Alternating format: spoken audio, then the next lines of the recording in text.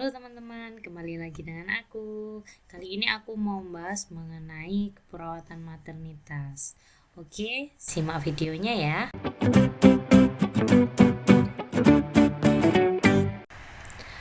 Oke teman-teman, jadi aku akan mengkupas keperawatan maternitas, beberapa soal yang mewakili atau bentuk-bentuk soal maternitas di UKOM atau UKNI ya. Oke, aku langsung aja aplikasikan ke soalnya. Oke, soal yang pertama.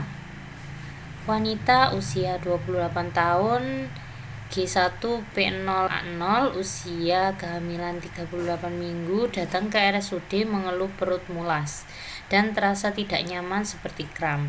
Hasil pengkajian TFU 36 cm, DJJ positif, yaitu 143 kali per menit, penurunan kepala 3/3, puki ya, kandung kemih terasa penuh, keluar lendir darah per vagina.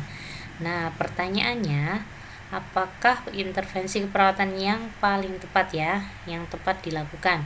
Apakah A mengajarkan ibu posisi bersalin ataukah B menganjurkan ibu untuk memilih posisi tidur yang nyaman?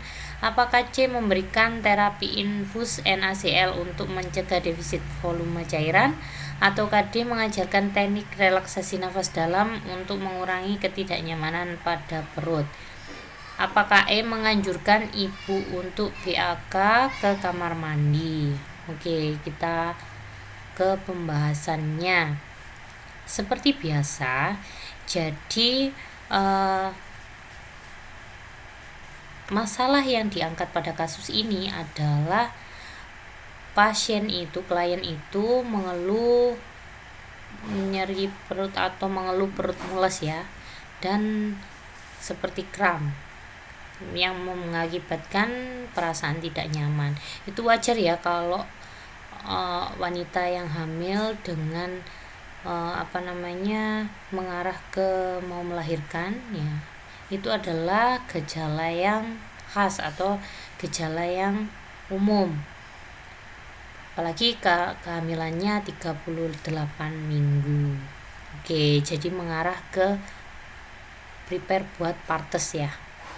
Oke, yang di sini masalahnya yang bisa dibilang sepele, tapi itu adalah salah satu yang perlu diatasi saat ini. Kalau mules, kram itu adalah tanda-tanda yang memang dimunculkan atau diharapkan. Tapi masalah yang harus ditangani adalah kandung kemih terasa penuh. Nah, itu kita mengarah atau memfokuskan ke sana. Keluar lendir, apalagi keluar lendir darah per vagina adalah tanda-tanda mau bersalin atau mau partes ya. Jadi yang paling tepat adalah menganjurkan ibu untuk BAK ke kamar mandi karena kandung kemih terasa penuh. Jadi kita harus mengutamakan KDM di sini. Kalau kita mengurangi keluhan mula sama kram, itulah yang tanda yang harus kita observasi, bukan kita hilangkan ya. Terus kemudian apalagi sudah ada tanda-tanda kalau memang benar-benar ini adalah dengan usia kehamilan yang 38 minggu, kemudian keluar lendir darah per vagina, itu adalah tanda-tanda khas ya. Jadi mulas sama kram perutnya itu kita observasi aja. Penanganan yang paling tepat atau yang tepat dilakukan kita sebagai seorang perawat adalah menganjurkan ibu untuk BAK ke kamar mandi. Kita utamakan KDM-nya gitu ya. Oke, untuk soal berikutnya, seorang perempuan usia 37 tahun datang ke puskesmas untuk konsultasi kesehatan. Hasil pengkajian, pasien baru melahirkan 3 minggu yang lalu. Anak lahir secara sehat, secara normal ya. Pasien ingin berkonsultasi tentang kontrasepsi yang cocok untuk dirinya. Pasien saat ini menyusui secara eksklusif, belum mau steril, dan pasien memiliki riwayat varises. Oke, apa kontrasepsi yang cocok untuk pasien? Apakah A pil KB, apakah B implan, ataukah C tubektomi, ataukah D IUD, ataukah E suntik KB? Oke. kita ke pembahasannya. Kita lihat di sini bahwa riwayat pasien saat ini adalah pos melahirkan ya, 3 minggu yang lalu. Terus kemudian dianya si eksklusif, dia juga belum mau steril ya. Pasien memiliki riwayat varises, ini yang harus kita garis bawahi. Pasien memiliki riwayat varises, di mana varises tidak dianjurkan untuk menggunakan alat kontrasepsi yang mengandung hormonal, terutama estrogen. Nah, pil KB adalah kontrasepsi yang hormonal, implan juga hormonal. Tubektomi di sini karena pasiennya belum mau steril, itu berarti kurang cocok. Suntik KB, suntik adalah KB suntik itu hormonal. Oke, yang paling tepat adalah IUD karena IUD di sini adalah KB yang tidak hormonal. Oke, next ke soal berikutnya. Seorang perempuan 31 tahun G3P1A1 hamil 26 minggu datang ke IGD dengan keluhan nyeri saat berjalan, terutama saat berjalan melewati tangga dan saat ini mengalami flek kehitaman. Diketahui riwayat kehamilan sebelumnya abortus dan dengan kejadian yang sama seperti ini. TTV dalam batas normal. Hasil USG diketahui posisi plasenta menutupi jalan lahir. Pertanyaannya adalah, apakah intervensi keperawatan yang tepat dilakukan terhadap pasien yang mencegah terjadinya perdarahan lanjutan? Oke, kita garis bawahi perdarahan lanjutan ya. Intervensinya yang dibutuhkan apa? Apakah A menganjurkan pasien untuk bed rest total, atau KB menganjurkan pasien untuk menghindari latihan Kegel, atau KC menganjurkan pasien untuk menghindari hubungan seksual, atau KD menganjurkan pasien untuk meminimalkan aktivitas fisik, atau KE menganjurkan pasien untuk menghindari menahan BAK. Kita langsung ke pembahasannya. Oke. Jadi tadi dari kasus ini pasien sudah mengalami riwayat kehamilan abortus dengan kejadian yang sama, ada flek kehitaman gitu ya. Terus kemudian karena hasilnya TTV-nya masih normal, hasil USG-nya ada keabnormalan di mana posisi plasentanya itu adalah menutupi jalan lahir atau yang kita sebut dengan plasenta previa. Ya, plasenta previa di mana plasenta yang letaknya di bawah uterus atau menutupi sebagian maupun seluruh jalan lahir.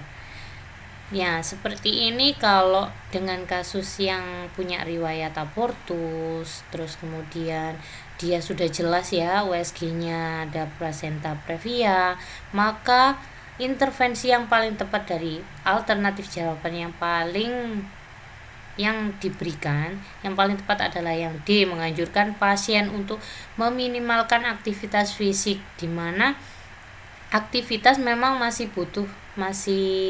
harus dilakukan, tapi itu pun aktivitas yang ringan. Jadi yang paling tepat adalah meminimalkan aktivitas fisik.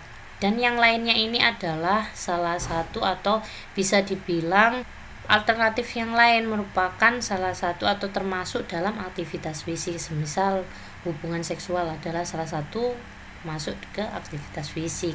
Kemudian senam Kegel. Sedangkan ini pasiennya TTV-nya masih dalam batas normal. Jadi yang paling tepat adalah menganjurkan pasien untuk meminimalkan aktivitas fisik.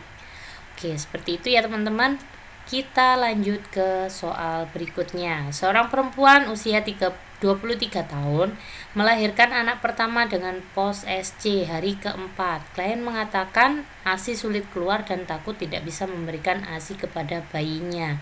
Ini bentuk soal lain ya dari keperawatan maternitas. Klien mengatakan merasa sedih dan kecewa karena melahirkan melalui operasi. Terlihat klien tidak mau melihat bayinya, mudah menangis, tidak percaya diri, dan tidak mau memegang bayinya. Oke, apakah tindakan keperawatan yang tepat dilakukan sesuai dengan kasus di atas? Apakah A, memaksa klien untuk mau melihat anaknya karena sekarang sudah menjadi ibu? Ataukah B, memberikan pendidikan kesehatan mengenai pijat oksitosin? Ataukah C, memberikan pendidikan kesehatan mengenai perawatan bayi baru lahir? Ataukah D, memberikan dukungan mental dan dukungan keluarga pada klien? Ataukah E, membiarkan sikap klien seperti itu karena wajar karena baru melahirkan? Oke, kita lanjut ke pembahasannya. Seperti biasa, kita cari keywordnya di soalnya. Oke, di sini klien sudah terlihat bahwa mengarah ke tanda-tanda gangguan mental ya, gangguan masalah psikologis. Nah, terlihat klien tidak mau melihat bayinya, mudah menangis, tidak percaya diri, dan tidak mau memegang bayinya. Ini salah satu mengarah ke gangguan psikologis.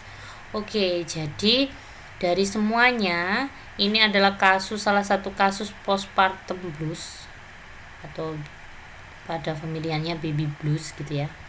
Itu yang paling tepat adalah yang D, memberikan dukungan mental dan dukungan keluarga kepada klien. Jadi kalau yang lainnya, alternatif yang lainnya cocok digunakan atau diberikan kepada orang postpartum. Tapi di sini, di kasus ini, dia sudah mengarahkan ke gangguan psikologis. Jadi yang paling tepat, intervensi pada kasus ini mengarah ke gangguan psikologis. Mana sih intervensi yang bisa dilakukan untuk menyelesaikan masalah gangguan psikologis, yaitu yang D ya. Oke, next kita ke soal berikutnya. Ini bentuk soal yang lain lagi. Seorang ibu usia 31 tahun postpartum harus dirujuk ke RSUD karena mengalami perdarahan.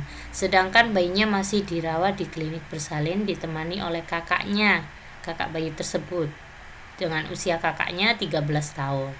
Karena menangis terus, sang kakak meminta tolong kepada perawat untuk menenangkan adik bayinya. Perawat tersebut langsung memberikan susu formula untuk bayinya. Oke, apa prinsip etik yang sudah dilanggar oleh perawat tersebut? Apakah A, veracity? Apakah B, autonomi? Apakah C, beneficent? Apakah D, non-maleficent? Apakah E, fidelity? Oke, jadi kita ke pembahasannya. Jadi masalah di sini adalah tindakan perawat itu langsung memberikan, ada kata langsung memberikan susu formula untuk bayi. Nah, ini karena ada langsung tanpa ada pertimbangan dari si pasien, ibu postpartum ini, terus kemudian keluarganya yang lain. Nah, tapi perawat itu langsung memberikan susu formula. Jadi ini tindakan inisiatif sendiri. Itu melanggar prinsip etik keperawatan autonomi. Di mana autonomi bisa diartikan mengembalikan keputusan kepada klien atau keluarga dan menerapkan informed consent-nya. Ya, kalau semisal tidak ada masalah, kita memberikan langsung susu formula. Tapi kalau seandainya pada kasus ini ada masalah setelah pemberian susu formula, maka perawat ini bisa kena pasal dengan tidak menerapkan informed consent, tanpa persetujuan. Jadi tindakan tanpa persetujuan ini sudah dilakukan langsung ke kliennya, seperti itu ya. Jadi ini salah satu bentuk soal maternitas yang mana bisa juga dikaitkan dengan etika keperawatan. Oke teman-teman, jadi itu yang aku bisa bahas mengenai soal UKNI khususnya di keperawatan maternitas.